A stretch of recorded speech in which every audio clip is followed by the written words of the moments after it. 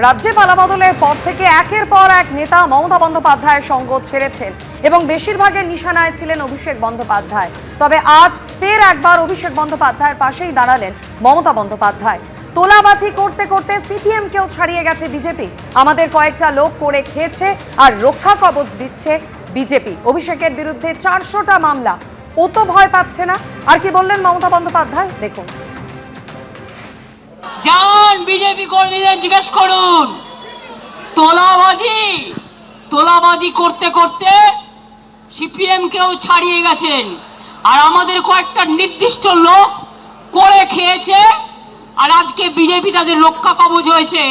আমি তাদের বলে রাখি, পাড়ার লোকেরা আপনাদের বেরোতে দিচ্ছে না, পুলিশ নিয়ে ঘুরতে হচ্ছে। আমার কিন্তু কোনো সিকিউরিটি নেই, আমি একা, আপনারা আমার সিকিউরিটি। অভিষেকের কোনো সিকিউরিটি নেই, আমরা কিন্তু একা। আজকে আপনারা কেসকে ভয় পাচ্ছেন, তাহলে অভিষেকের বিরুদ্ধে কত কেস হয়েছে? 400 কেস।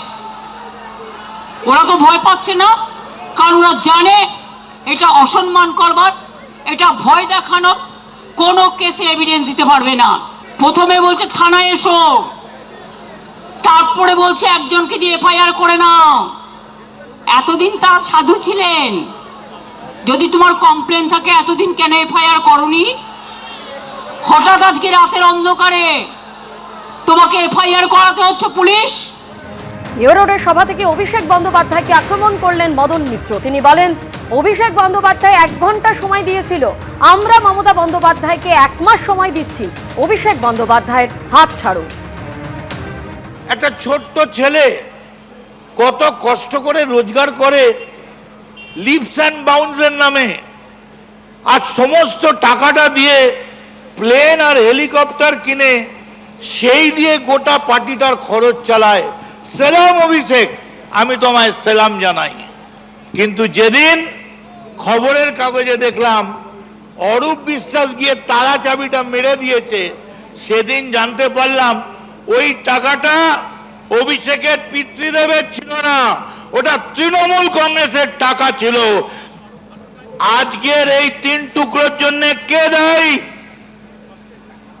যদি হিম্মত থাকে মমতা বন্দ্যোপাধ্যায়, আপনি হেঁটে আসুন, একটা ডিমও পড়বে না।